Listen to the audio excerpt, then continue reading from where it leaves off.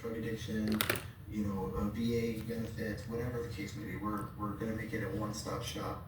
And another group that you are working to help are foster children.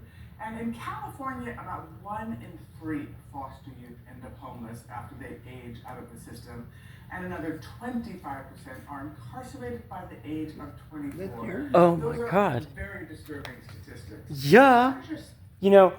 We can do something about this. Like the stuff that I talk about, can do something about that.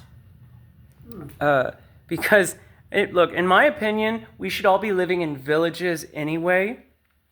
Okay, I've got to pause this for just a second to show you the dove that has been checking out my living architecture, because this place that I've created is just a bug heaven. It is full of mushrooms, and there are seeds everywhere, and ants are taking advantage of it. And this dove comes by pretty much every day and just stares at it. Like, eats a few seeds, but is like, wow, maybe I could make a nest around here. That just makes me happy. Anyway, so this problem here with the prison and the homelessness and the kids who just are not given the love and the tools and the wisdom that they need to succeed in life, and are not given the support financially or in terms of housing by our society, by their parents, by their families. We live in this world where it's like you're supposed to have a kid and then protect that kid because it's yours and no one else will care for that child. This is a new thing. For, I think, most of human history, I think this is probable. That this was the main, this is how humanity operated. Human beings take mushrooms and pile on top of each other in an orgy periodically, and then women just end up pregnant, from time to time. No one really makes the connection. They're like, why do babies come from girls? I don't know. Why do some of them sometimes look like one of us? I don't know. It's like, so rather than it being like, this is my child, it's like, these are our children, because nobody knows who the father is. So I think that just the village environment where we say these are our children, rather than, this is my child, those kids end up getting breakfast. They end up getting lunch. They end up getting dinner, because they have parents. Their parents are everyone in the village. And that's how it was for a very, very, very long time. And it stopped being that way when we sort of replaced villages with cities. And it's just gross. I think we need to go back. And what I talk about is like a means of doing that. And also on the prison thing. So we're talking about these kids end up in prison. These foster kids, a third of them end up homeless. A quarter of them end up in prison. What is prison? Prison is a place where we isolate in a claustrophobic, untenable situation. How do they survive psychologically? Well, take a look. It's not fun. So a lot of them don't survive this, because as human beings, we need to... I left the stove on. No, it's the coffee making that noise. That's okay. As human beings, we need freedom. It's not like, freedom is nice. Freedom is like food or water or air. Without it, we will suffer. Some of us will die. any of us would die without food or water or air. Me personally, I would die without freedom. If you locked me up in a cage or a box and you kept me there for long enough, I would kill myself. I would do that. Because fuck that.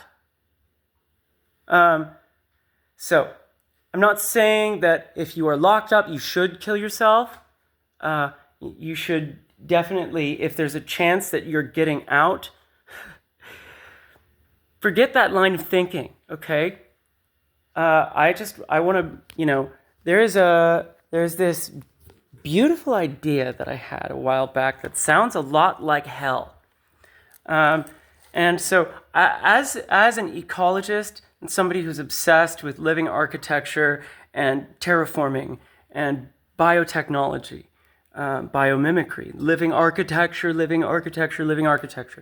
fungus in the form of structures. Dump the coffee out. Yeah, you got it. Dump this out and just. Yeah. So, yes, just a second. This is like, I think the most obvious thing in the world.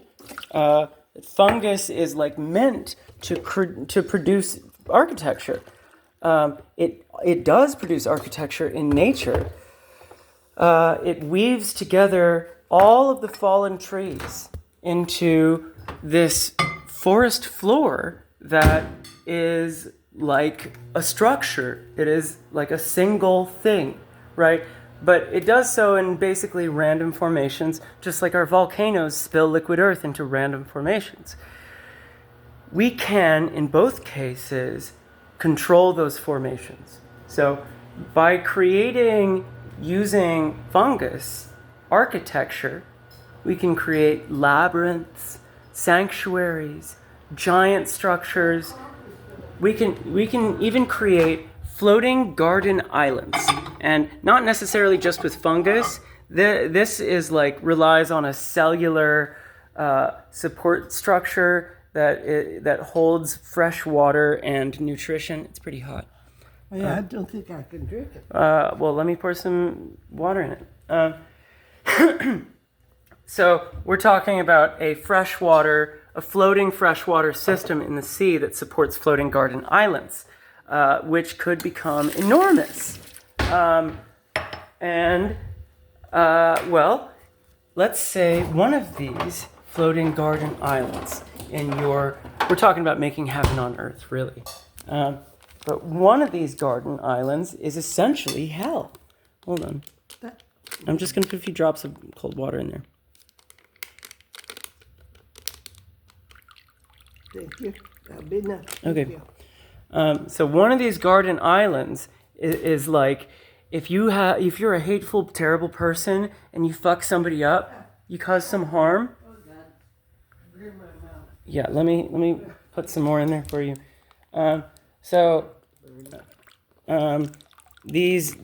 Imagine an island let me stir that up.